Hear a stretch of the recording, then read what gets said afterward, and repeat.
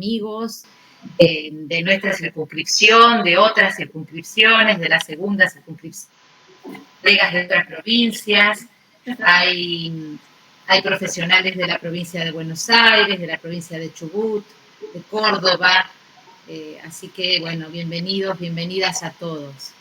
Le cedo la palabra a alguna de mis compañeras que va a hacer la presentación de los profesionales. Muchas gracias. Bueno, como decía Rubí, buenas noches, bienvenidos a todos. Agradecemos el interés y el compromiso de formar parte de esta capacitación. Yo voy a pasar a contarles brevemente el currículum de las disertantes. Cintia Aliega es licenciada en Comercio Internacional, tiene un posgrado en Organización y Administración de Servicios de Salud, es doctoranda en la Universidad Nacional de Quilmes en Desarrollo Económico, se ha desempeñado como secretaria de Inclusión Educativa en Mensa, Argentina, y también actualmente se desempeña como representante de la misma. Se ha desempeñado también en numerosas empresas y hospitales en tareas administrativas y de gestión, y también se ha desempeñado y se desempeña actualmente como docente en el Instituto Superior Dr. Brown Menéndez. Por su lado, la licenciada Ananda Sofía Rosso es licenciada en Psicología por la Universidad Nacional de Córdoba, tiene posgrados en Pericia Psicológica y Terapia Cognitivo-Conductual, actualmente se desempeña en el área de constatación del Ministerio de la Mujer de la provincia de Córdoba, es presidenta de la Fundación Mente Creativa, es psicóloga evaluadora nacional de Mensa Argentina, columnista de la revista de Por Vox sobre altas capacidades intelectuales en la infancia, ha brindado numerosas entrevistas sobre altas capacidades a diferentes medios de comunicación, es creadora del proyecto Altas Capacidades Intelectuales en la Infancia y Adolescencia, dispositivos de intervención territorial en la ciudad de Córdoba, es colaboradora en la revisión de la Ley Nacional sobre Altas Capacidades Intelectuales y diplomada en Neuroeducación para el Aprendizaje de la Universidad Nacional de Villa María. Bueno, las dejamos con las disertantes. Estuvimos pensando como modalidad de trabajo para el día de hoy que podamos escuchar lo que los disertantes tienen preparado para esta formación y luego dejar unos 30 minutos al final de esta charla como para un espacio abierto para consultas, preguntas o algún aporte que los invitados podamos realizar a las disertantes. Sí, incluso... Ay, perdón. Sí. Creo que se me queda la pantalla congelada, pero ¿y si se me escucha bien? Sí.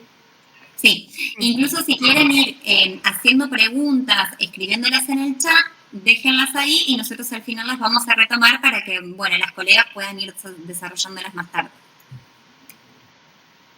Perfecto.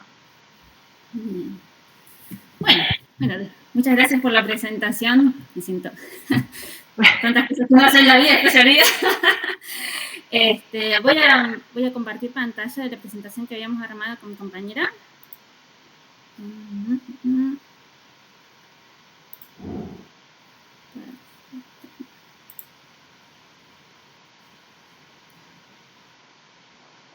¿Se ve bien?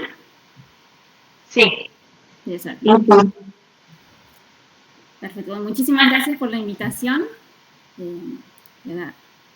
Arrancamos. La idea es que sea algo bastante dinámico y bueno, que cualquier duda, consulta, sugerencia nos lo puedan hacer al final, así que bueno, esperamos poder poner nuestro granito de arena en esta temática. Bien. Aquí, bueno, empezamos con algunos conceptos principales o básicos de lo que son las altas capacidades, porque la idea de este curso es que sea algo introductorio a la temática y a su vez que pueda brindar algunas herramientas para identificar a esta población. Bueno, y después un poco finalizar con lo que es la situación actual en nuestro país relacionada a las altas capacidades. Bien, ¿de qué hablamos cuando hablamos de altas capacidades? Mejor dicho, ¿cómo identificamos a una persona que posee altas capacidades intelectuales? Nos estamos refiriendo a una persona que posee un nivel de aptitud sobresaliente o competencia que lo sitúa por encima de su grupo normativo en una o algunas áreas específicas del intelecto.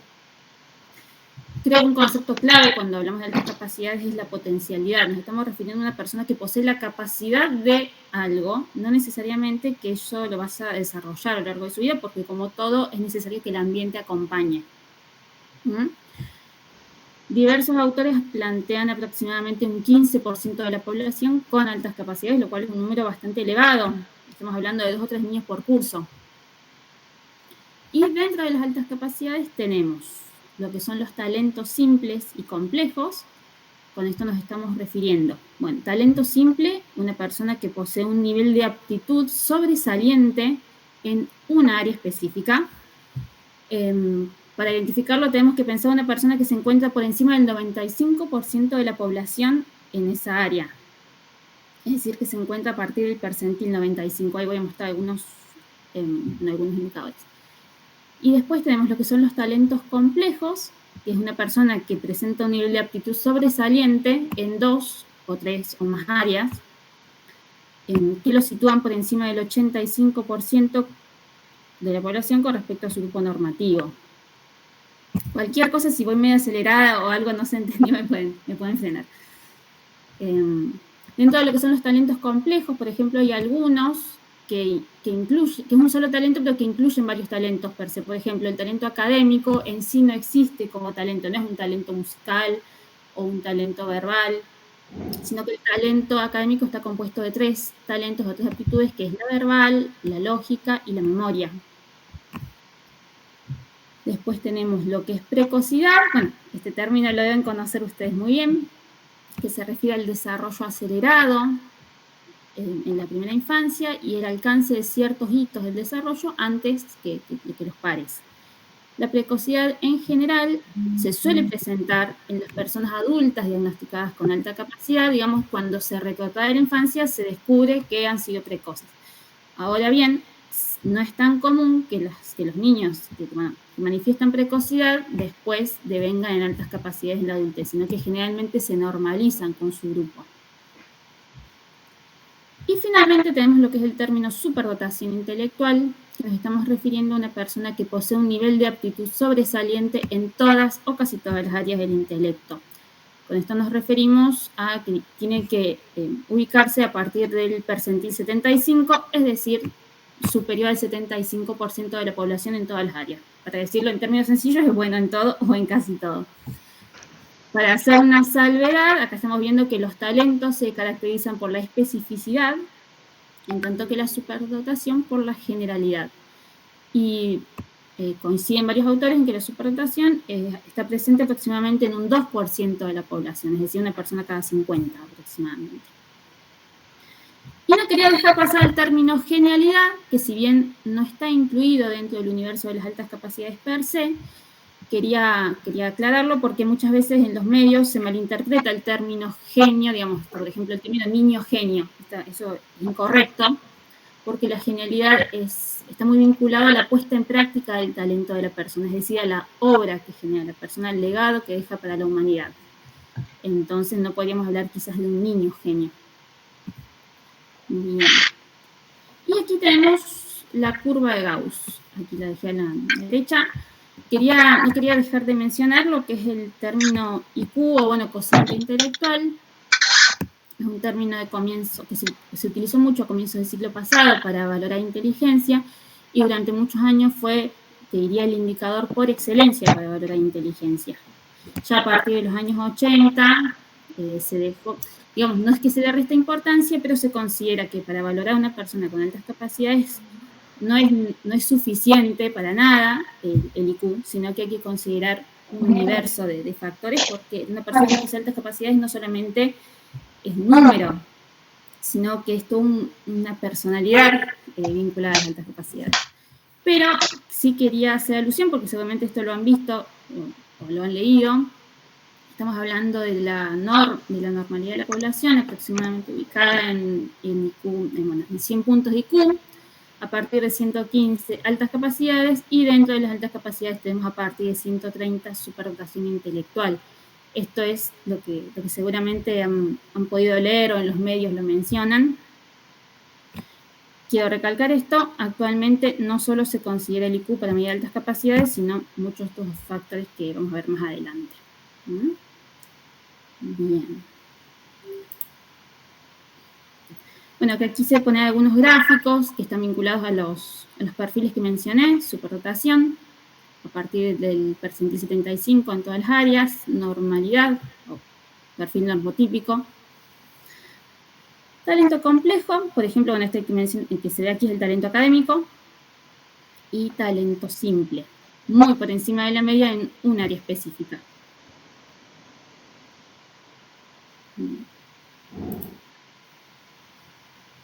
Bien, un poco para introducirnos a la temática quería mencionar algunos mitos asociados a lo que son las altas capacidades.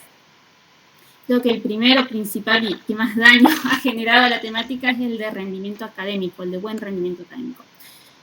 Si está la idea de que un niño con altas capacidades debe presentar o presentaría buen rendimiento académico. Esto no es correcto. De hecho, aproximadamente un 50% de la población con altas capacidades presenta fracaso escolar, deserción o un rendimiento no sobresaliente. Ananda, discúlpame que te interrumpa, no se está compartiendo tu pantalla, no sé si la estás compartiendo. Yo sí, a ver, yo la estoy viendo, no sé. Ah, en el chat algunos decían que no la ven. Dale. Ahí está, sí se ve. Hay algunos que la ven y otros que no. A ver. La pantalla donde está lo compartido y se vuelve a agrandar. ¿La dejo de compartir o la dejo como está? No, así está perfecto, Bien. Bueno, cualquier cosa avísenme porque yo... Bueno, yo la estaba viendo. Perfecto. Bien. Bueno, un segundo mito vinculado a las altas capacidades tiene que ver con los problemas para socializar. Se dice que estos niños tienen dificultades para ser amigos o, bueno, para vincularse con el otro. En realidad, sí es cierto que los niños, la población con altas capacidades suele tener dificultades al momento de socializar, pero no estamos queriendo decir que tienen dificultades inherentes a la propia persona para socializar. No es que no descifran las reglas sociales o no descifran las emociones del otro, sino más bien que en el grupo de padres en el cual está inserto, que generalmente en el colegio son sus compañeros que comparten la misma edad cronológica, no son afines en sus intereses, bueno, los chistes que hacen, el humor, en distintas cuestiones, que hace que no se sientan a gusto con su grupo. Pero no hay una dificultad para socializar en sí, sino que vos los dejás en un grupo con niños de mayor edad o con adultos y socializan perfectamente. Inclusive algunos niños, para salvar esta cuestión, se vuelven líderes de su grupo. No siempre es la idea de que el niño con altas capacidades está solo en el recreo, aislado. Si bien pasa a veces, hay niños que vienen en líderes de su grupo. Bueno, otro mito bastante difundido es que hay más niños que niñas con altas capacidades. Y esto en realidad tiene mucho que ver con que a la consulta suelen llegar muchos más niños, te diría una proporción de 4-1 con respecto a las niñas. ¿Por qué pasa esto? Diría que hay varias explicaciones, pero la principal es que las niñas tienen mayor facilidad para enmascarar las altas capacidades, esto lo vamos a ver más adelante, es un mecanismo de afrontamiento, entonces pueden disimular más y tienen mayor facilidad para encajar con su grupo. Por otro lado, los niños suelen presentar mayor comportamiento disruptivo en el aula, entonces empiezan a molestar en el aula y eso es lo que termina haciendo que los padres lo lleven a la consulta. Y a su vez, si bien esto está cambiando ya hace varios años, en el imaginario popular se suele asociar todavía un poco más el factor de inteligencia con el hombre, y por ejemplo, si un niño presenta un buen rendimiento académico, dicen, qué inteligente que es. En cambio, si una niña presenta un buen rendimiento académico, pueden decir, mira, ¿qué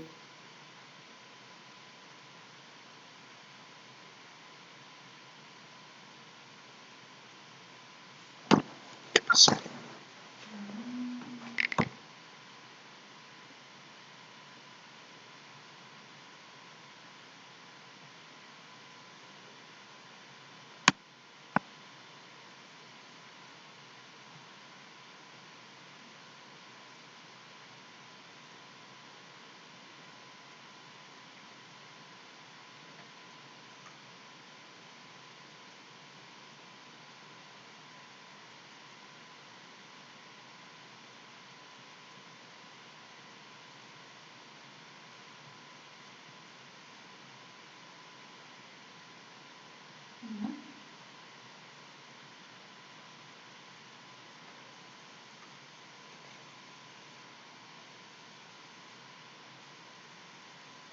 ¿Qué onda?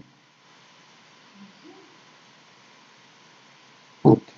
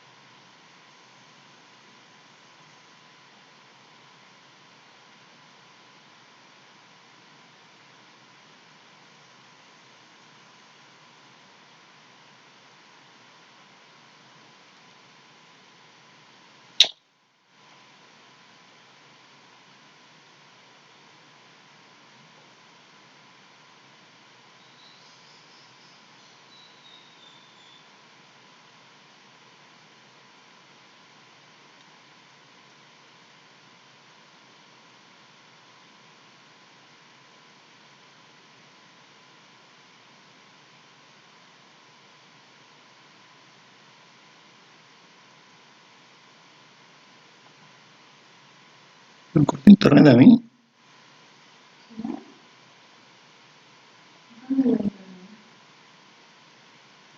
Se diga esto y no se lo propicia a ver qué. Después, por ejemplo, tengo alumnos que necesitan más ayuda. Bueno, sí, acá lo que es algo que nosotros hemos planteado como la idea de que cualquier población que sea local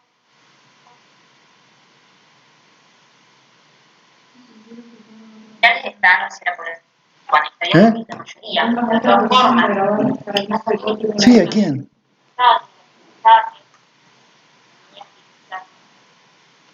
La facilidad para atender requieren apoyo. Justamente es una educación que ha hecho de la norma. Sin embargo, hay mucho más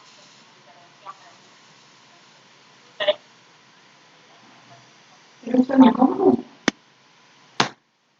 Por ejemplo, con esta letra,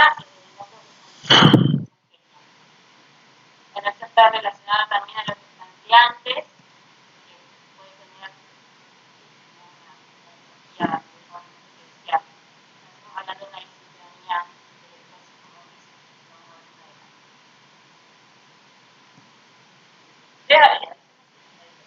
un poco rápido y algo de sentimiento. Una cuestión de tiempo por mucho contenido. La noticia de todas las clases me pareció ilustrativa en cuanto a la importancia de la educación y la capacidad de transformarse simultáneamente en la educación y lo que está en el medio. Había estudiado en algunos principales referentes de nuestra capacidad de nivel mundial y, bueno, esta frase creo que está bastante lo que tiene que ver con la potencialidad. El niño puede nacer con las capacidades, de hecho, una carga hereditaria importante, pero si no hay un ambiente propicio, queda hacer situación mental. Bueno, características generales. Estamos en talla arrastrando. Con esto no quiero decir que una persona posee varias características que tienen sus capacidades o a ver, digamos, no puede haber personas que tengan algunas características que tengan las capacidades o personas que no tengan, pero hay una política andan cognitivos. Estamos hablando de una mayor velocidad de aprendizaje, un adolescente, con esto que quiero decir, pronto, en las inteligenciales,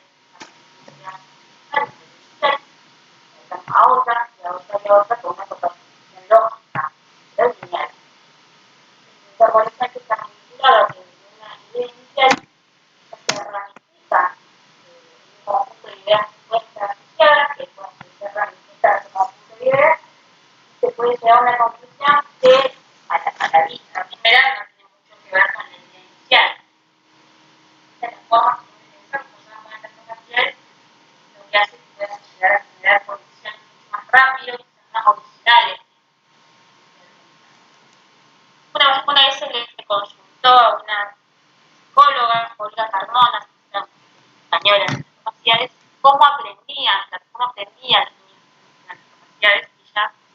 plantea de forma autorregulada mediante saltos intuitivos. ¿Qué queremos decir con esto? Voy a plantear un ejemplo concreto. Un ejemplo propio, podemos decir. En segundo año te dan un ejercicio de matemáticas que era dejar X. Y había que dar el ejercicio largo, había que hacer 5 o 6 pasos para finalizar con la X igual a. Y la consigna era esta. Recuerdo que vi el ejercicio, hice creo que el primer paso y automáticamente en la mente se me vino una imagen de un número. Luego ya está, ya lo sé. Bueno, pasé a hacer el ejercicio, entro, X igual tanto. ¿Cómo lo hiciste? No sé. Realmente no lo sé en realidad. Simplemente se me vino a la mente el resultado era correcto, pero no supe explicar cómo lo había hecho. Bueno, esto es bastante común. Llegar a un resultado sin haber pasado, o mejor dicho, salteado el proceso consciente de cómo se llegó. Puede llegar a ser un problema porque es algo que se exige que se muestre el proceso en el colegio. Decíamos, gran memoria, especialmente para lo que son los números, fechas, datos. También algo que no está mencionado acá es que tienen esta necesidad de sistematizar la información, de organizarla, de clasificarla. No implica sistematizar información, significa clasificar objetos. Entonces es muy común que los niños con altas capacidades tengan colecciones de árbol, plumas, de autitos, de dinosaurios.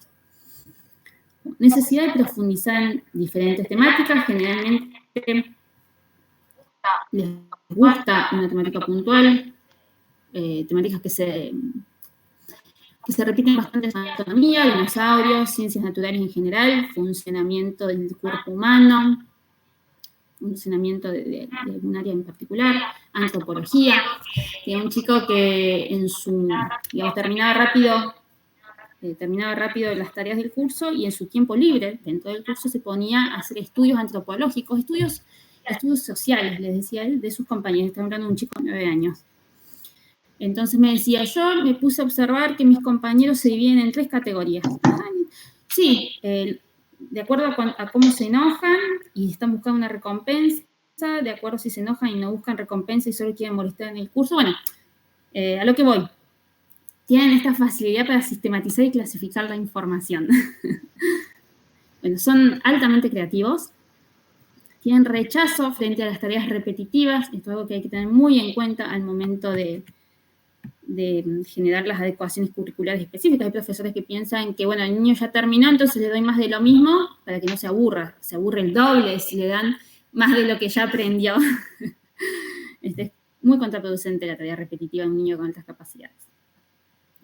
Elevada capacidad de abstracción. Es muy común que a los 4 o 5 años ya te estén preguntando por Dios, por la muerte, por el sentido de la vida, por cuestiones morales o de tipo filosóficas, que uno no esperaría en un niño de tan corta edad. Bueno, precocidad, que ya lo mencionamos. A nivel emocional, tiene una elevada intensidad emocional en la mayoría de los casos y justamente es esto lo que a veces llega a consulta. Las familias, además de detectar que a lo mejor su hijo o hija tiene mayor facilidad para algún área, lo que más llega a la consulta es esto. Es muy intenso a nivel emocional, desde unas explosiones de llanto, ira, entusiasmo desbordante. Bien, después, una elevada empatía suelen tener, tendencia al perfeccionismo, baja tolerancia a la frustración y sentimientos de extrañeza con respecto a los pares. Esto es bastante común, pasa en chicos, chiquititos de 4 o 5 años, y me dice, yo sé que soy diferente a mis compañeros. No sé en qué, digamos, el niño claramente no lo sabe y la familia muchas veces tampoco, pero sí notan que hay ciertas diferencias. Por eso es tan importante cuando se realiza la detección de altas capacidades, que se le diga al niño que tiene altas capacidades. A veces padre que dice, no, yo no sé si decirle porque a lo mejor puede caer en la soberbia, puede creerse superior al resto. Bueno, ahí está el modo en que nosotros se lo decimos. No hay que plantearlo en términos de superioridad, sino en términos de diferencia.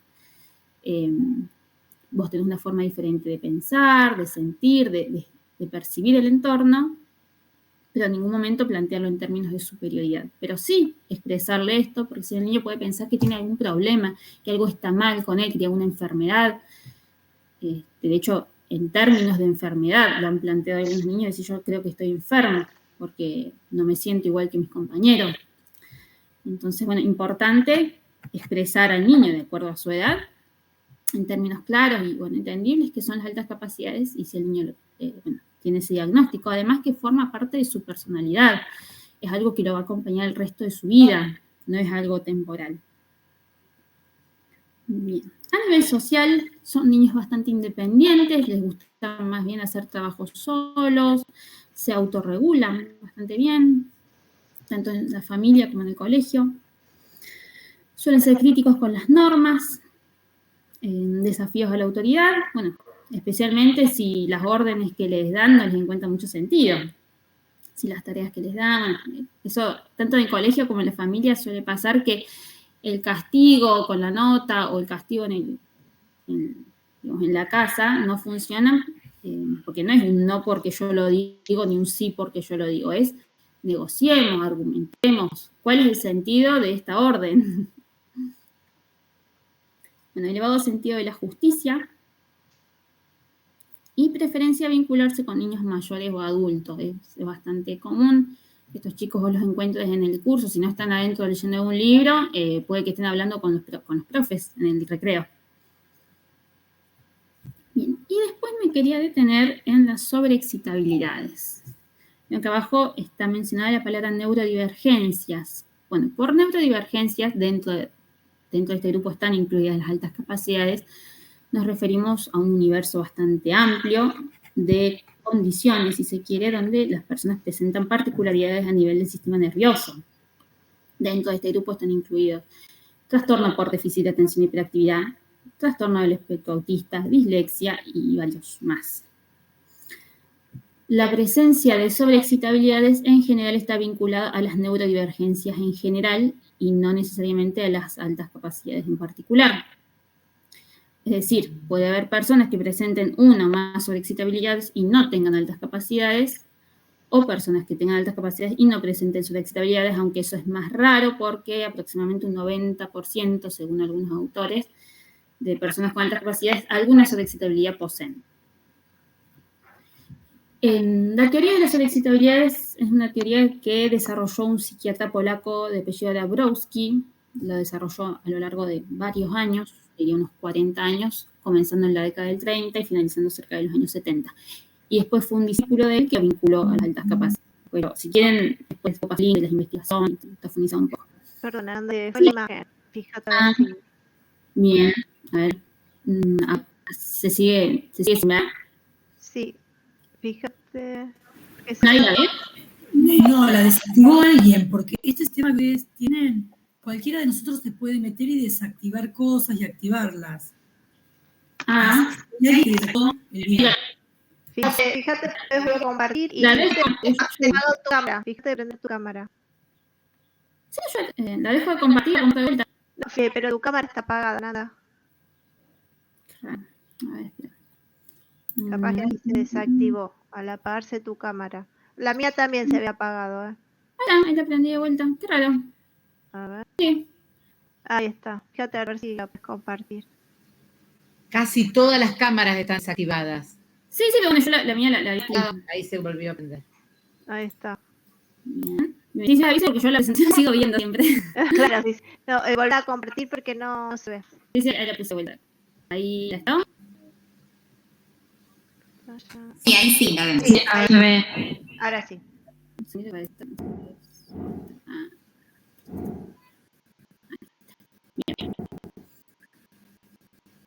Bien, había quedado en las sobreexcitabilidades. Perfecto.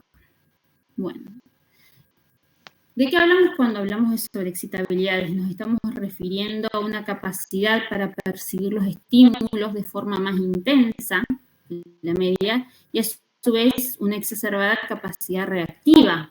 Es decir, las personas que presentan sobreexcitabilidades tienden a reaccionar de forma más intensa frente a los mismos estímulos. Bien. Sobreexcitabilidades a nivel sensorial. nos estamos refiriendo a una capacidad exacerbada de percibir con desagrado, con deleite o disfrute, cualquier estímulo que ingrese por las vías táctil, auditiva, por los 5 sentidos.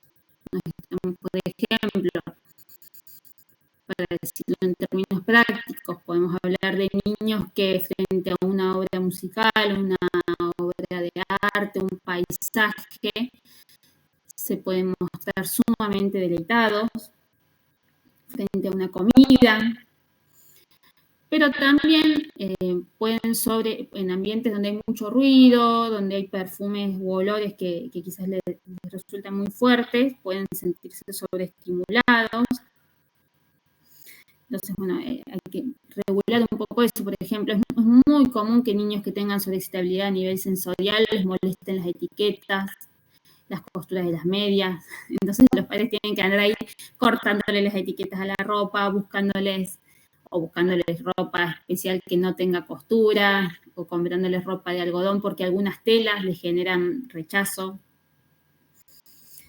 Hay niños que lo plantean en términos de me duele esta ropa. Entonces quizás uno de afuera lo ve y dice que exagerado, digamos, una ropa común, pero no, hay que ponerse en el lugar de este niño que al presentar esta sobreexcitabilidad realmente la ropa les genera demasiada molestia al punto de no querer caminar, de no querer moverse con esa ropa. Por ejemplo. Después tenemos la sobreexcitabilidad intelectual. Es la más vinculada a las altas capacidades, donde estamos hablando de niños que presentan una avidez de conocimiento, de búsqueda de la verdad, de profundización en diferentes temáticas. Se pueden volver muy monotemáticos con un tema de su interés. Por ejemplo, vamos a tomar el tema de los dinosaurios, que es uno de los más recurrentes. Entonces, todos los manuales que haya sobre dinosaurios, los videos, te van a pedir llevarlo a museos de paleontología, y es muy recomendable que las familias lo hagan, porque siempre es bueno acompañar a los intereses del niño. Entonces vos hablas con un niño de capaz de 3, 4 años y ya te sabe los nombres de 25 subespecies de dinosaurios. Una vez que agotó la temática, pasados 2 o 3 meses, salta a otra temática que profundiza de igual forma. Y esto puede llegar a volverse monotemático y al niño le puede generar frustración o fastidio que el resto de la familia quizás ya no quiere escuchar más sobre el tema, o sus compañeros no quieran escuchar más sobre el tema porque realmente se vuelven muy intensos con la temática. Bueno, a nivel imaginativo son niños generalmente que presentan ¿cómo diría? Tienen mucha capacidad, valga la redundancia, para imaginar, para crear mundos de fantasía. Son niños que suelen tener amigos imaginarios o crean escenarios imaginarios, y en el colegio son niños que pueden ser calificados con baja atención, con dificultades en la atención, pero ¿por qué? Porque lo que están viendo en el curso en general no suele ser tan motivante, tan desafiante como lo que ellos se imaginan. Entonces son niños que se desconectan. Después, a nivel emocional, aquí, ¿qué podemos decir? Son niños que todas las reacciones emocionales se muestran exageradas, tanto de alegría, como de tristeza, como de enojo. De hecho, si me permiten, aquí tengo una frase que no quiero leerla textual porque me parece que ilustra muy bien lo que es la sobreexcitabilidad emocional. Esta es una autora francesa llamada Jean-Claude Fachin. Tiene un libro que se llama Demasiado inteligente para ser feliz, y menciona esta sobreexcitabilidad. Dice: cuando se siente con tanta entidad, incluyendo las emociones de los otros, se adquiere una permeabilidad al entorno que produce reacciones y comportamientos que a los otros pueden parecerles desmesurados, inadaptados y extraños. Desde las lágrimas repentinas hasta una cólera violenta, desde un miedo incomprensible que resultará ridículo ante los ojos de los demás hasta un entusiasmo desbordante, todas estas turbulencias emocionales separan al niño de su entorno. Él mismo puede terminar sintiendo vergüenza de sus reacciones incontrolables. Creo que está bastante explicado con este fragmento del libro. Y después están las sobreexcitabilidades a nivel psicomotriz. Aquí nos estamos refiriendo a niños que presentan una elevada activación del sistema neuromuscular y cómo se observa en un niño que le cuesta mucho dejar de hablar y dejar de moverse. Esta población específicamente corre gran riesgo de ser mal diagnosticada por trastorno por déficit de atención y hiperactividad. Bien.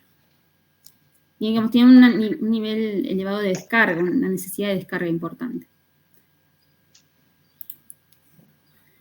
Bien. Aquí se pone esta frase introductoria de la temática siguiente, que es de una madre con un niño con altas capacidades. Miraba a mi hijo y sentía como si tuviera delante a dos personas. Una era el adulto, a quien se le podía hablar de cualquier cosa. La otra, el niño que en realidad era y que no comprendía ciertas actitudes propias de las debilidades humanas. Estamos hablando de dos personas. Vamos a introducir el término disincronías o asincronías. Estamos hablando de un desajuste, un desfasaje entre el desarrollo intelectual, social, afectivo y o motor, que es bastante común que se presente en niños con altas capacidades. Estas disincronías las propuso un autor a finales del siglo pasado, de apellido Terracier. Después, si quieren, les paso algún link. Y la divide en dos, en las internas y externas. Yo voy a mencionar las tres internas y las externas las voy a explicar brevemente. A nivel interno tenemos una disincronía afectivo-intelectual, es decir, un niño que intelectualmente vos podés establecer una conversación con él casi al nivel de un adulto. Por ejemplo, estamos hablando de un niño de 5 años que tiene una edad mental de 9 años, pero a nivel emocional todavía sigue siendo un niño de 5 años y eso hay que tenerlo en cuenta. Entonces puede llegar quizás a entender los conceptos que se están hablando, pero no a tramitarlos emocionalmente. Esto hay que tener muy en cuenta al momento de, por ejemplo, si uno quiere acelerar a un niño de curso. Ver que puede haber un desfasaje a nivel emocional y ver cómo se comporta con compañeros de mayor edad, porque todavía sigue siendo un niño del curso en el que estaba. A nivel disincronía intelectual psicomotriz. Bueno, aquí tenemos a nivel intelectual, como siempre suele suceder, puede presentar mayor edad, pero a nivel psicomotriz, si bien hay algunos hitos que los niños con altas capacidades logran antes, que son, por ejemplo, que levantan el cuello antes o tienen una mirada focalizada antes que sus pares, a nivel psicomotriz, en general, la calificación o motricidad fina no suele acompañar a la velocidad de pensamiento de estos niños. Entonces, ellos quieren escribir tan rápido como piensan, pero todavía la motricidad fina no acompaña y suelen desarrollar una caligrafía que deja bastante que desear. Y bueno, suele tener un poco de frustración. Necesito la zapatilla, por favor. Es similar a la disincronía anterior. Todavía quizás no tienen la capacidad a nivel verbal para formar las frases complejas que su mente académico y otras cuestiones. Entonces, bueno, este chico por alguna razón puede que tenga altas capacidades, entonces ya se inicia el proceso, se inicia el camino. Por eso es tan importante la capacitación docente. Intensidad, sensaciones extrañas. Perfecto. Una vez que suponemos que hay un niño y niña con altas capacidades, se lleva al proceso de identificación que se realiza a través de profesionales, psicólogos y psicopedagogos. Ya a ver en la próxima diapositiva algunas técnicas específicas. Se realiza entrevista a niños, familia y docentes a través de baterías de test. Se busca una valoración integral, esto es importante. Se valora inteligencia, creatividad, sobreexcitabilidades, socialización. Y una vez identificado el niño o niña con altas capacidades, ¿de qué forma se interviene? Mediante el sistema educativo, a través de la creación de un proyecto pedagógico individual, considerando todas las particularidades. Como vimos, hay un amplio abanico, es una población muy heterogénea, la población con altas capacidades, como la sociedad misma. Entonces no podemos encasillarlos, sino que hay que hacer un proyecto pedagógico para ese niño o niña en particular. Las estrategias específicas que puede adoptar el colegio, ya mi compañera Cintia en breve se las va a detallar.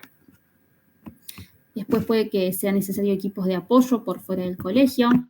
también es importante que las familias puedan llevarlos a espacios más allá del colegio donde puedan compartir con otros pares afines en intereses y no con pares por edad cronológica. Y después también, y en muchos casos, es importante que el niño o niña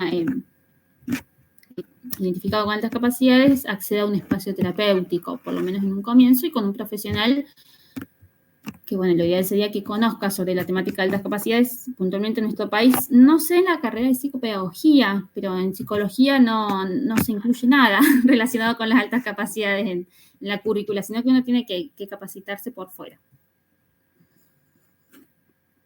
Bien. Algunas herramientas de identificación puntualmente, bueno, importante, se trabaja con 3 actores, no solo con el niño o niña, sino que se trabaja primero con la familia, a través de entrevistas semidirigidas, donde, bueno, se conoce cómo ha sido la historia vital del niño, cómo ha sido la historia a nivel escolar, qué hitos ha alcanzado antes, bueno, se indaga en la familia. Hay cuestionarios de detección de altas capacidades, si ustedes después quieren yo les puedo pasar el link, donde esto, bueno, los completan las familias en su casa. Después se le pueden pedir informes escolares, informes psicológicos previos, si es que ha asistido a terapia en algún momento. Con el colegio también se solicitan los informes escolares actuales. Hay cuestiones que se pueden aplicar desde la niña. Y después, con el niño se hacen entrevistas, también depende mucho de la edad. La batería que se utiliza es Raven, también puede ser a nivel creativo, el CREA, el PI, la evaluación psicológica, el test digital con Pender, aquí necesito todas las evaluaciones, HTTP, la persona bajo la lluvia. No hay un protocolo para decir, bueno, estas son las baterías que se aplican y estas no. Yo estoy en las generalidades, pero sí es importante saber que no solo hay que focalizarse en el intelecto, sino en el intelecto, en la creatividad, en la socialización. Hay que tratarse de una valoración integral. Bien.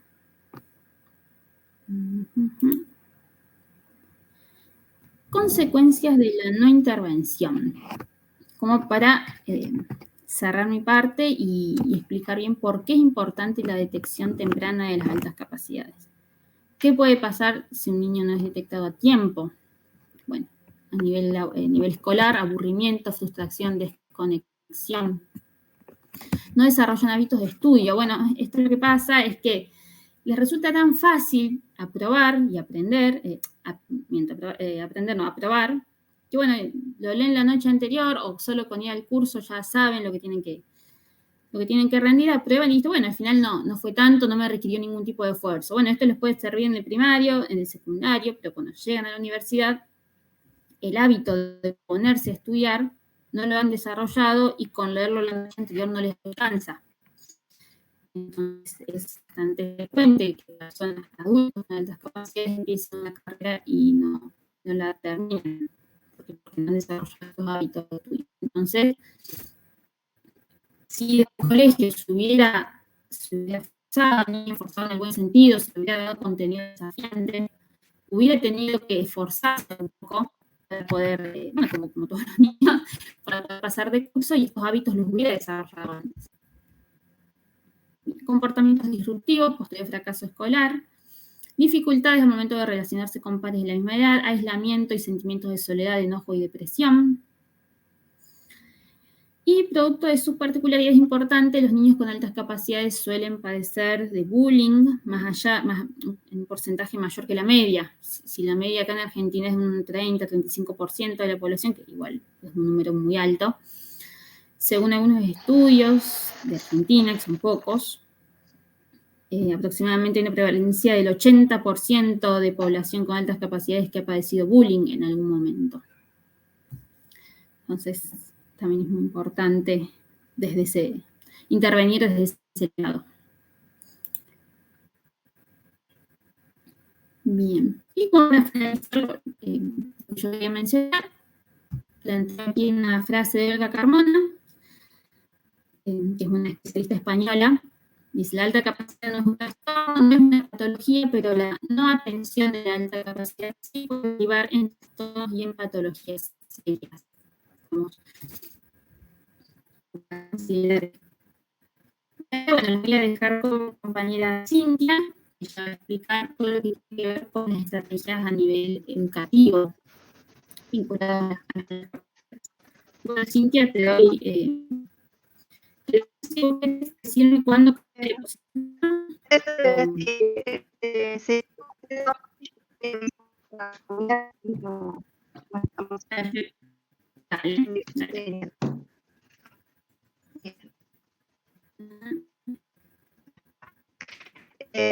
Las estrategias educativas.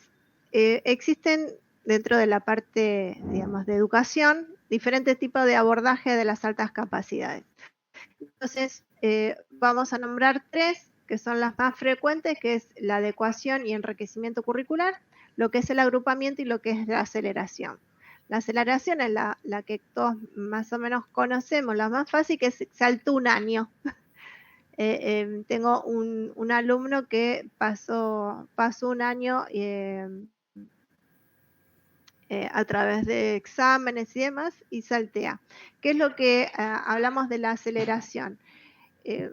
Acá se puede hacer gradualmente, por ejemplo, que vaya mitad de año a un curso y la otra mitad en el nuevo curso, y siempre tiene que tener en cuenta la valoración en cuanto a las emociones de este chico, si está para estar en este otro curso, más allá de su capacidad intelectual, ¿no? Entonces, por eso vamos de la 3 para la 1. Si ese chico está en su capacidad intelectual, social y demás, y digamos es un grupo de contención que lo va a poder, digamos, contener emocionalmente y demás, va a poder estar en condiciones de estar en un año superior al cronológico. En la Argentina la educación se da por pares cronológicos, entonces, digamos, en otros países esto no se da, entonces esta aceleración no existe como tal, ¿sí? Lo que es, si esto se da, pasa la aceleración. Si alguno de estos factores no se da, si mantiene la alta capacidad, pero la cuestión emocional o él está muy relacionado con sus pares, pero en el colegio lo que es la educación se aburre, pero sí sus compañeritos lo contienen y se siente parte de ese grupo, podemos utilizar otros 2 métodos, uno que es la adecuación o enriquecimiento curricular y otro que es el agrupamiento.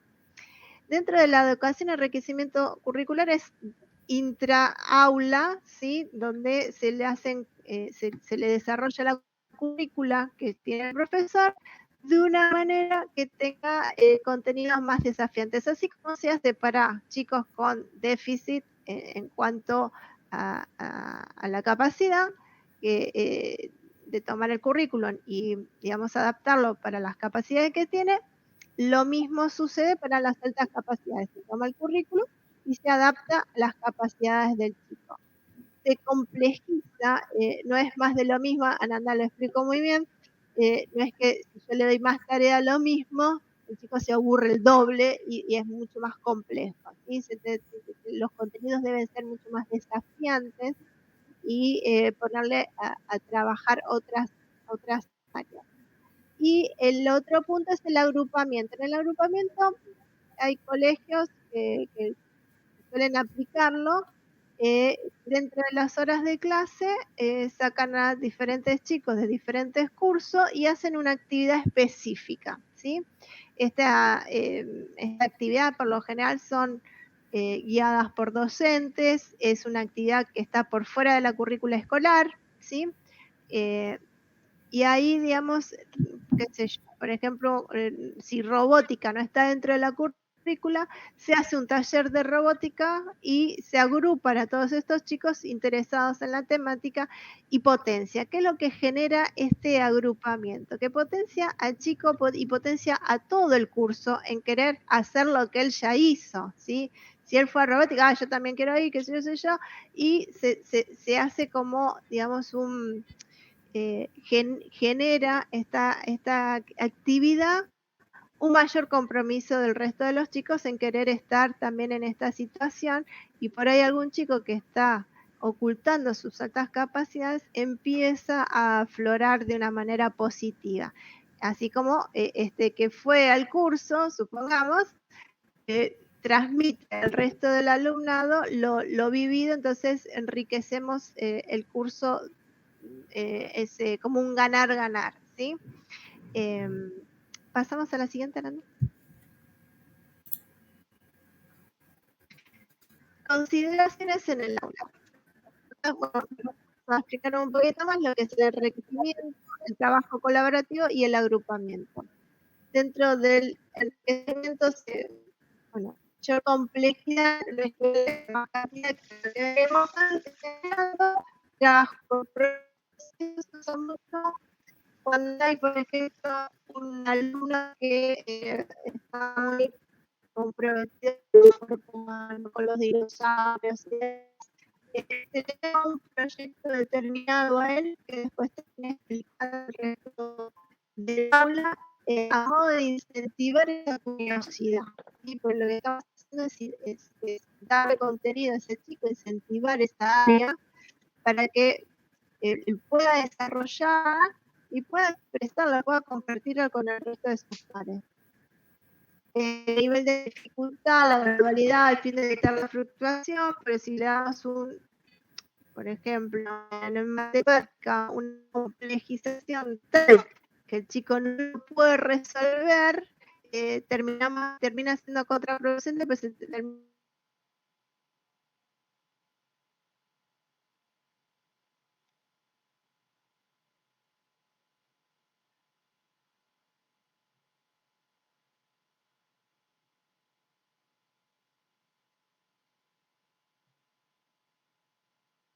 bastante habitual y por una cuestión emocional, ¿sí? Evaluaciones menos espaciadas, sí, es como que vamos tratando de que sea más seguidas en el tiempo, ¿sí? Hacer pequeñas evaluaciones de diferentes conceptos, así podemos trabajar cada concepto en profundidad.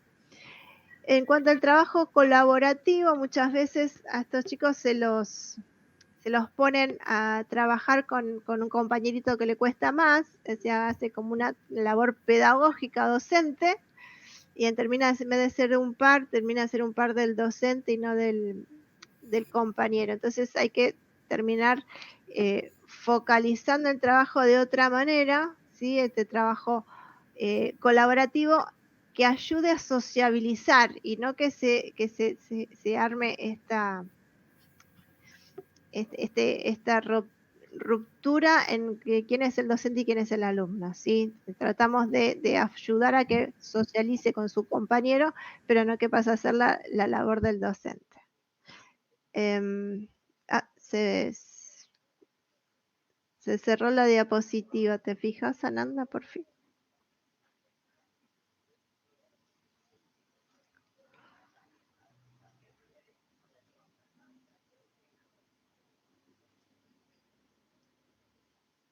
¿Hola?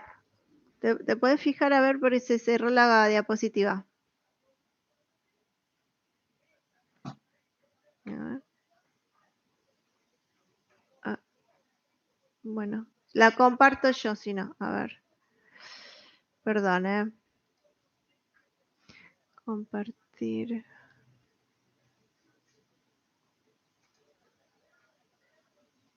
Perdón. Está compartir pantalla. No sé por qué se salió solo de la sesión. Sí. ¿Querés que comparta o ya la estás por compartir? Sí, no, compartila porque, a ver, no me aparece para compartir. Ahí está. A ver, gracias, Ananda. Vale. Bien. Hablábamos del trabajo colaborativo que promueve el rendimiento académico de todo el curso, ¿sí? A través de tratar de focalizar aquellas acciones que ayuden a trabajar con el otro sin que se traduzca en el trabajo de docente. Y el agrupamiento, que es lo que estábamos hablando antes, que por lo general algunos colegios lo que hacen es mezclar a chicos de diferentes cursos, trabajar en un proyecto determinado, y después estos chicos llevan a sus cursos este trabajo realizado, generando un mayor interés, promoviendo la actividad investigativa de lo que pasó y demás. Acá ponemos diferentes tipos de actividades que se pueden llevar con niveles superiores. Por lo general, como arman grupos, hay niveles superiores e inferiores, se mezclan todos los chicos. La actividad es de investigación grupal y bueno, acá también se establece como que prepara para la aceleración. En realidad se ve el comportamiento de este niño en función de sus nuevos pares para ver si es factible una aceleración o no, y se observa el ajuste socioemocional, que es lo que estábamos hablando.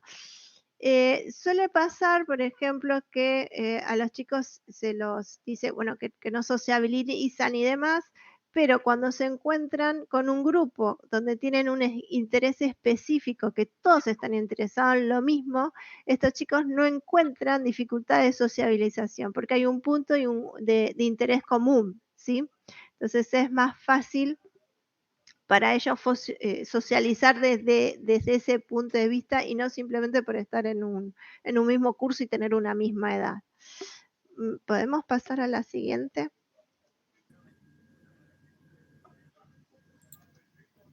Y si querés compartirlo vos, porque vos sabés que me sacó de vuelta de la sesión y no quiero que se interrumpa más. Así que No, sí. está bien, te queda lo de las leyes nada más. Perfecto, bueno, ahí comparto. Fíjate, poné la de las leyes y le explico y ya está. Porque me saca. No te da problema. Poné la última, que es la de la ley 26.206. Esa, y listo, yo de ahí ya lo manejo. La Ley Nacional de Educación, la 26.206, en el artículo 93, habla sobre el tema de las altas capacidades. ¿Qué es lo que dice? Que existen, básicamente, y no hay ninguna reglamentación sobre el tema. En comparación con otros países de la región, digamos que nosotros tengamos una ley de educación donde en un artículo de esa ley se hable sobre el tema de las altas capacidades y que diga que hay que, digamos, flexibilizar, ampliar, digamos, que da un puntapié al proceso de escolarización de los chicos con altas capacidades, es súper progresista para la región. La ley está, el artículo está, la reglamentación no está. Yo siempre digo lo mismo, lo comparo con el semáforo, ¿viste? El semáforo está, la ley dice que si lo cruzas en rojo te va una multa, que no se puede, y si lo haces igual te va una multa. Entonces acá nos faltaría la partecita de te va una multa. ¿Qué pasa si no cumplo con el artículo 93 de la ley? No pasa nada, ¿sí? No hay una reglamentación que diga que si no lo haces vas a tener una multa, o si lo haces vas a tener un beneficio. Digamos, es como que está de manera enunciativa, nada más. A través de esto, ¿no? de la ley de educación, se han hecho otros proyectos de ley, salieron dos que son los más, con los que yo más estuve trabajando especialmente. Uno que es el de Ciudad Autónoma de Buenos Aires, que apunta específicamente a el adelantamiento, y la ley el proyecto de ley que se llama Benjamín, que es de la provincia de Buenos Aires. Estas dos leyes, la ley ya salió, ya fue abordada por todos, ya fue aprobada, falta la reglamentación. La etapa de la reglamentación se empezó el año pasado y se tiene que continuar este año como para darle el marco necesario a que la ley se cumpla. Esta ley es muy acotada, habla más que nada sobre la aceleración y la adaptación curricular. Es muy concisa, muy escueta, pero es un puntapié para que haya después ampliaciones de la ley, de esta ley. En cuanto a la ley de Benjamín, que es la que se presentó en Provincia de Buenos Aires, es mucho más ambiciosa, es más amplia, es más abarcativa. Ahí interrelaciona un montón de cuestiones como salud, educación, habla sobre presupuesto y demás. Entonces, si bien el abordaje es el ideal, porque lo vemos desde todo punto de vista, todavía la ley está en veremos porque no se ha tratado, no es que se rechazó, simplemente no se trató, o sea, nunca estuvo expuesta la ley como para ser votada o promulgada como tal, ¿sí? En este caso, lo bueno de la ley Benjamín es que ya hace un abordaje sobre la capacitación docente, sobre que en los sistemas educativos se hable sobre el tema de altas capacidades, que en el marco de salud, de lo que es la identificación de un niño con altas capacidades esté cubierto por una obra social y demás. En la actualidad, al día de hoy, solo una obra social cubre el tema del abordaje de altas capacidades como tal, ¿sí? Que es OSDE. El resto no lo cubre como tal y hay algunas obras sociales de chiquitas, digamos, que nuclean muy pocas personas, algunas hacen el abordaje, pero digamos medio enmascarado, pero hace la identificación de las niñas con altas capacidades. Después sí hubo un montón de fallos favorables, el de Benjamín fue uno, donde, bueno, el caso de Benjamín, no sé si lo conocen, él fue durante la pandemia, fue acelerado y cuando se reanudan las clases lo quieren hacer desacelerar, cosa que fue un eslogan de que era el único niño con altas capacidades, el único niño, digamos, durante la pandemia que había repetido de grado, o sea, se le pretendía que repitiera el año cuando además tenía altas capacidades y había saltado un año. Era como muy ícono en ese momento por lo loco de la situación. Después hay otros casos que llegaron a la corte, que es una chica de Entre Ríos, por ejemplo, donde también ella, a raíz de las diferentes problemáticas que sentía dentro del sistema educativo, termina haciendo su formación en Estados Unidos de manera virtual, online, y ingresa a la universidad de manera acelerada. Ella terminó antes el colegio, ingresa a la universidad y en la universidad le ponían trabas porque no tenía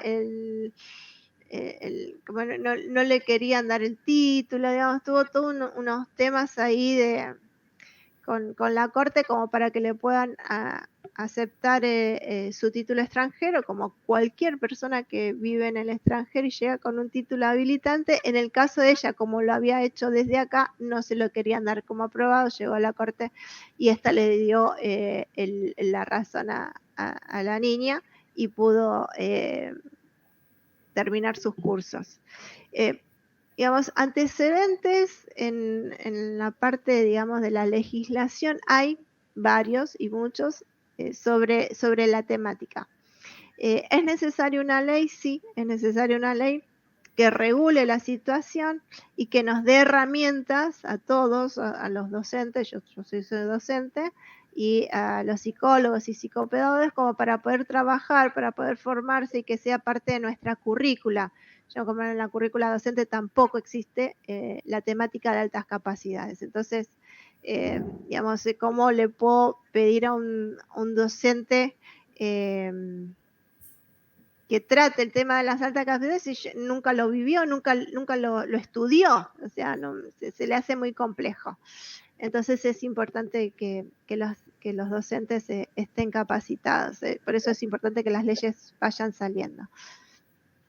¿Qué más queda? Bueno, nuestras proyecciones, nuestros desafíos, que fueron los que estuvimos hablando con Ananda que lo que hacemos es que dar a conocer las leyes en las que se están trabajando, ayudar en la capacitación docente, en la formación de profesionales de salud, en cuestionar los mitos y en visibilizar la temática por sobre todas las cosas.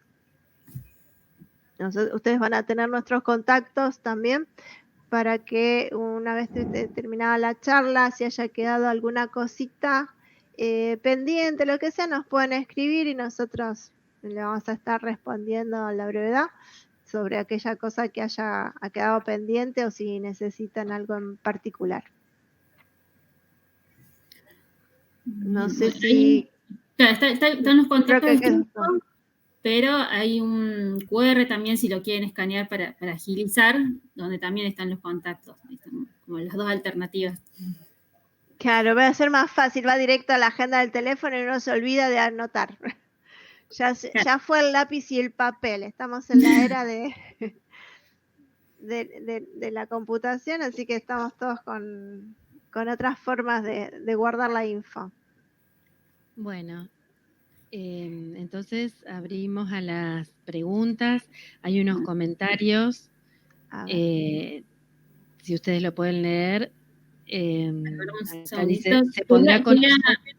Pongo la última diapositiva y después la voy a la anterior. Ah, bueno. Sí. Para terminar con esta frase. Sí. Bueno, una frase en realidad de un especialista, Javier Tutón, un especialista español, que es, en cuanto a lo que es la temática de las altas capacidades, no se trata de acelerar, sino de dejar de pisar el freno. Es un poco... Sí, muchas veces es muy linda. Muchas veces Héctor Roldán, que es el presidente de CREA-IDEA, lo que dice es como tener un Ferrari andando por calle de tierra, ¿no? Ningún loco se le ocurriría hacer eso. Y sin embargo con las altas capacidades lo hacemos. Bien, bueno. Dejo de compartir pantalla para... A ver. Dale, así vamos respondiendo las preguntas del chat. No, la dejo ahí en el... Dale, perfecto. La dejo porque igual que puedo así ver. tiene. Romina Coutinho te preguntaba sobre el RIAS y el RIX detecta más acorde las ASI que el WIX 5, dice. No lo conozco, el RIAS. No, bueno, por lo menos no es de los que más se usa. Tendría que verlo y después le... que ya está respondido. No sé si es más del campo de la psicopedagogía. Por lo menos nosotros no solemos utilizarlo. Claro. Pero no quita que no sea muy eficiente el momento. De hecho, algo que, por ejemplo, una falencia grande que tiene el WISC 5, que es el que más se utiliza para detectar altas capacidades, es que la población con altas capacidades suele puntuar muy bajo en velocidad de procesamiento de la información. Ahí está. Claro. Después preguntaban sobre las carátulas y juzgados, fecha de sentencia de casos, fallos favorables aislados. Bueno, Luciana Pereira Corbalán, te los busco y te los paso. Escribime al mail de cie@mensa.org.ar, poneme la pregunta, así te lo busco y te lo mando todo por mail. Así ya te queda. En todo caso, lo que se me ocurre que podríamos hacer es, yo tomo nota de estas cuestionarios que también habían dicho que iban a pasar y, sistematizar estos casos y después se lo reenviamos a todas las colegas desde el colegio también. Dale, perfecto, dale, Emi. Sí, dale, hacemos así, vos juntás todo, nos mandás un mail, te respondemos todo y le armás un flyer para que ellas tengan con toda la respuesta, me parece perfecto. Acá Ciara pregunta sobre posgrado, sobre altas capacidades para psicopedagogos. La verdad que no sé. No hay orientados a psicopedagogos específicos, sí a profesionales de la salud. Aquí en Córdoba está el Servicio de Neuropsicología de la Universidad Nacional de Córdoba y también, a nivel país en realidad hay pocos dispositivos de intervención estatal, ese es el de Córdoba. En Jujuy está el área de detección de talentos y ellos suelen brindar, no sé si posgrado es la palabra, creo que no llega a nivel de posgrado, pero sí capacitaciones o talleres cada tanto. tendría que pasarles el contacto en todo caso. Bueno, Córdoba es Servicio de Neuropsicología Infantil de la Universidad Nacional de Córdoba. Y Jujuy es el área de detección de talentos. De hecho, la de Jujuy es pionera, está desde el año 1996. Sí, fue una de las primeras en tener un área específica para las altas capacidades. Acá hay otra consulta, si se pueden pasar nuestros contactos para familias que necesitan mayor información, intervención a distancia. Sí, yo no tengo ningún problema. Sí, por eso no hay problema. Sí hay posgrados virtuales de España. Hay varias universidades españolas que sí brindan posgrados o másters en altas capacidades y detección del talento. Y en México también. Habría que... De España tengo los datos, después los paso en todo caso. De México sé que hay, pero no tengo el link, pero ya con otro precio. Bueno, estamos complicadas ahora, pero bueno. Lo que pasa es que la formación de grado, de posgrado y demás sobre la temática siempre tienen que estar abordados por especialistas en el tema. A veces suele pasar que no son especialistas en el tema y bueno, hay que tener mucho cuidado cómo uno se forma. Por eso es importante que se arme toda esta cartilla. Ananda tiene toda la info ahí de las diferentes universidades que pueden dar un apoyo. Que además van a tener un título que le sirve. Acá también hay una pregunta de Romina Coutinho que dice, en el caso de Mensa, ¿por qué se evalúa solo con el test de patrones y matrices? Bueno, Ananda ahora te va a explicar muy bien, pero Mensa, Mensa Argentina también corresponde a Mensa Internacional y utilizan unos test que son específicos para Mensa. Y lo que se evalúa no es solamente las altas capacidades, sino se busca determinar si está dentro o no de ese 2% de la población. Claro, en realidad no es un test que se haya desarrollado en Argentina. Hay 2 o 3 test que utiliza Mensa Internacional. El nuestro es un test adaptado de Suecia, específicamente, y sí es muy similar al test de Raven, de reconocimiento de patrones. Además mide otras cuestiones como velocidad de procesamiento. Es un test más bien tipológico que mide inteligencia fluida. ¿Por qué utiliza ese test Mensa? Quizá habría que preguntarle a las autoridades de Mensa Internacional en realidad. A mi entender, pero para una... a mi entender, para una valoración completa de la persona, para hacer un diagnóstico y después, por ejemplo, hacer adaptaciones, no es tan útil. Sí es útil para hacer como esta línea divisoria u orientativa, porque además no brinda tampoco un IQ, sino lo que brinda es dónde se ubica la persona, en qué percentil se ubica la persona de acuerdo a las respuestas. Claro. Digamos, es orientativo desde ese lado y sí tiene muy buenos índices de validez y de confiabilidad con respecto al WISC. Claro, eso lo te iba a decir. Yo creo que se utiliza, por lo que tengo entendido de Mensa Internacional, se utiliza eso para, se ha probado, para hacer una evaluación grupal, o sea, para varias personas al mismo tiempo. Y en esa evaluación donde se utiliza para varias personas al mismo tiempo y no en el 1 a 1, es muy efectivo en comparación con otros test. El nivel de efectividad es muy alto. O sea, te da casi lo mismo que en un test persona a persona y vos estás evaluando en un aula por ahí a 20, 25 personas. Entonces, se utiliza eso como tamiz de separar la paja del trigo, digamos. Acá hay una pregunta que dice, ¿quién diagnostica? ¿Psicólogo o psicopedagogo? Ambos. Ambos pueden diagnosticar. Por lo menos en nuestro país. Claro. Acá hay una diferencia, hay un quiebre, ¿viste? Acá llegamos a la grieta. No, lo que pasa que según el colegio, las escuelas me refiero, por ejemplo, en lo que es Ciudad de Buenos Aires, Ciudad Autónoma de Buenos Aires, el test tiene que estar hecho por un psicólogo para que el colegio te lo pueda habilitar para, por ejemplo, un enriquecimiento, un adelantamiento y demás. Y en provincia de Buenos Aires puede ser hecho por un psicólogo o por un psicopedagogo. Doy estos dos ejemplos, más allá del resto de las provincias, digamos, porque es el quiebre, porque está tan cerca que de provincia de Buenos Aires, que siempre es el límite ahí de que si sí o que si no.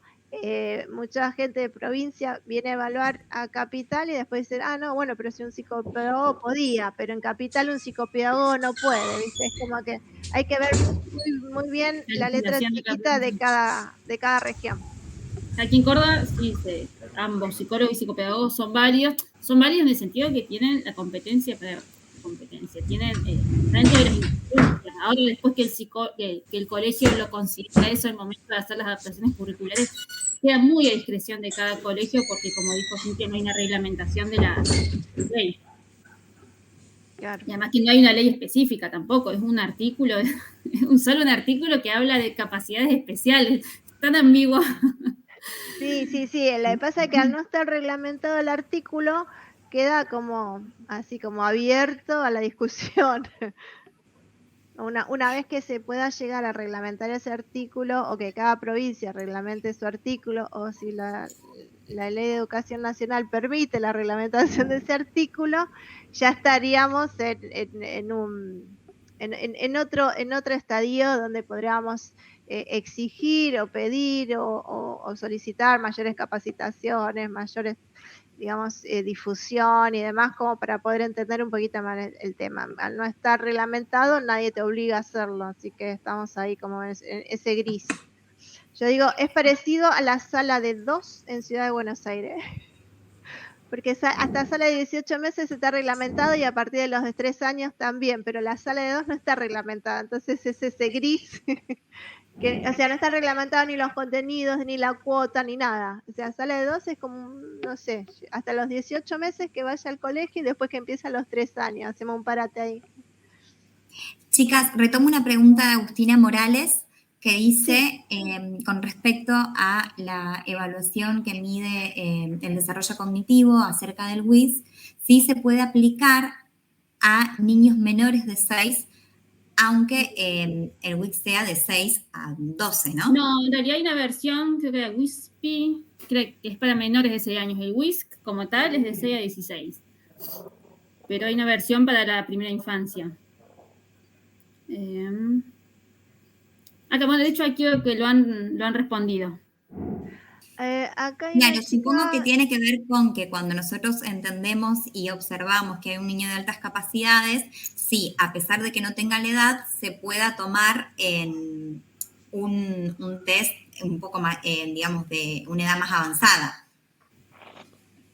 Sí, pero no sé si yo entiendo, no lo recomendaría en ese sentido, pero hay baterías que miden, por ejemplo, el BADIS, que no lo mencioné en la diapositiva, que es BADY minúscula G, que es un test español con adaptación en Argentina, que puede medir a partir de 4, creo que puede medir, que es un test más de tipo cualitativo, porque a veces también hay profesionales que dicen a partir de los 3, 4 años ya se pueden medir altas capacidades, algunos dicen que a partir de 6, entonces también los mismos autores no se ponen muy de acuerdo. Hay una sociedad española que habla de a partir de 3 años, entonces tratamos de brindar como un pantallazo general, decir, bueno, quizás no podemos valorar el IQ, que de hecho, como ya planteé, es uno de tantos indicadores, pero sí podemos ver que este niño ya lee, que este niño tiene mayor motricidad fina, que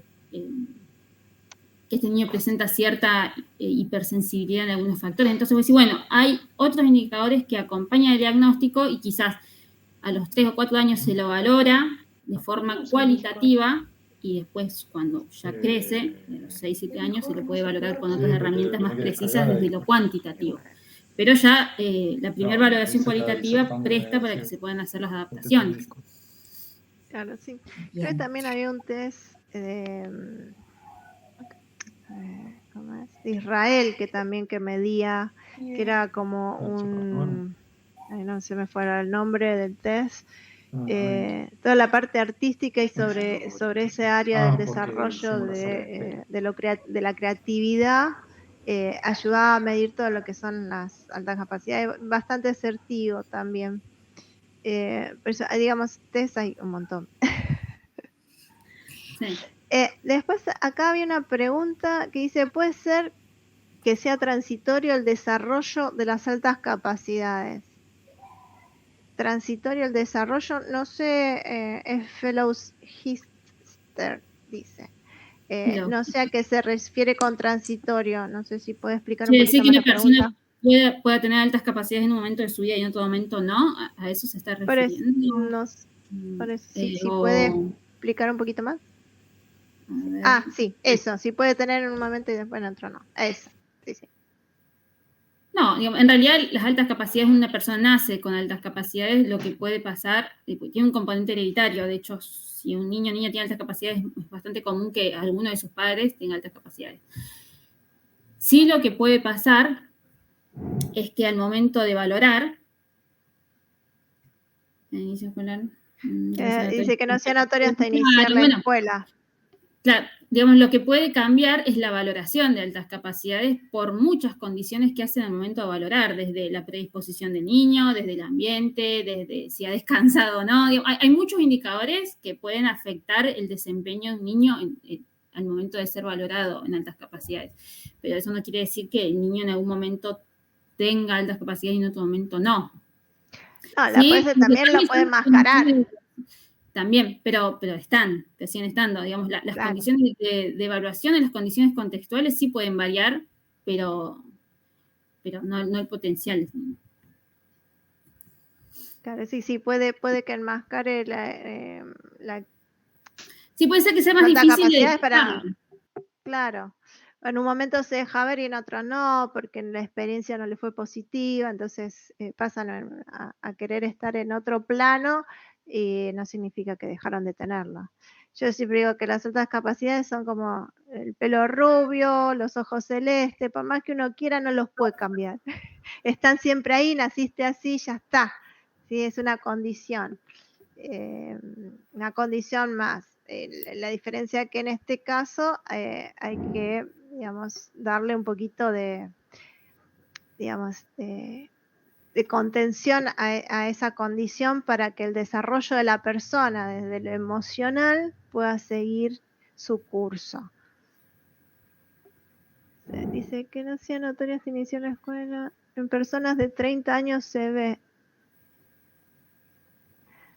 Hay personas que se evalúan de muy grande, o sea, hay muchos casos en donde el problema es el chico, por eso lo explicaba muy bien Ananda, que tiene un componente hereditario muy importante, entonces el problema es el chico, llevan el chico a la evaluación y cuando le empieza el psicólogo a hacer las preguntas sobre el niño, se da cuenta el padre o la madre que lo llevó, que también tiene las mismas condiciones y ahí se evalúan de grande y nunca lo supieron hasta los 30, 40 años, no sé a qué edad, siempre dice Héctor que él se enteró como a los 40 años, que tenía altas capacidades, se siente distinto, se ve distinto, pero bueno, la vida continúa y no se va a andar evaluando. Y cuando tienen un hijo es cuando vuelve a surgir esta situación y se hace la evaluación y bueno, es tal cual, era también una persona con altas capacidades.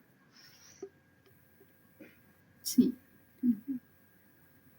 Pregunta si se evalúa con los mismos test a las personas más mayores a 30 años. No, bueno, el WISC es hasta 16 años, después tenemos la versión adulta, que todos son de la escala de Wechsler, que es el WISE.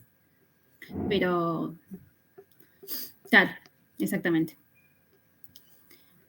Pero después... Yo tengo una consulta con respecto a las agrupaciones que se hacen en las instituciones.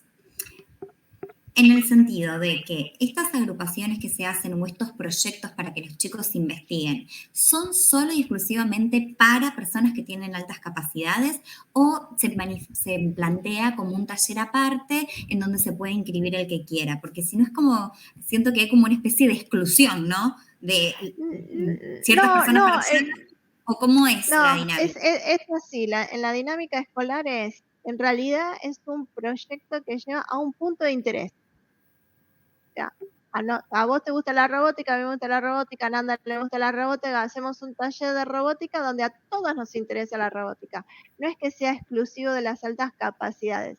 En realidad, como se trabaja por un proyecto determinado, muchas veces te lleva a que ese proyecto determinado sea un proyecto, por ejemplo, que sea sobre dinosaurios. Entonces, trabajamos sobre dinosaurios, sobre una temática, y vas a tener chicos con altas capacidades que tienen esa temática en su mayoría, y vas a tener otros chicos que no, ¿sí? Pero sí tienen un punto en común. Entonces ahí trabajamos la sociabilización de ese niño con altas capacidades. O sea, vos podés armar talleres continuamente de diferentes cosas y no necesariamente tienen que ser para chicos con altas capacidades. Digamos, es una herramienta más que tenés como institución para englobar esta acción. Te favorece, sí, pero te favorece al niño, le favorece el entorno y favorece la sociabilización, que es uno de los puntos, digamos, que son más, digamos, escabrosos, puntillosos, digamos, en el tema de las altas capacidades, que es los chicos no sociabilizan. En realidad, más que no socializar, no tienen de qué hablar, porque no encuentran un par para poder hablar de lo mismo. Entonces, ahí es donde decís, bueno, hagamos un taller de física cuántica, y ahí te vas a encontrar con todos los chicos con altas capacidades juntos. Pero porque el tema, digamos, lleva a esa situación, pero es lo mismo que un club de fútbol, chicas. En un club de fútbol, o sea, no discriminan a lo que no le gusta en el fútbol, es para fútbol, ¿sí? Entonces, digamos, tratamos de no de excluir, sino de incluir. Nosotros lo que tratamos es que ese chico con altas capacidades se sienta inmerso dentro de la institución educativa, que pueda estar dentro de una institución educativa, que hay pares, que hay chicos más grandes, chicos más chicos. Muchas veces, con un chico de Capital habíamos trabajado que vaya, digamos, iba a un curso inferior a ayudar a alumnos. Esto lo que potencializaba en él era el tema del fracaso escolar.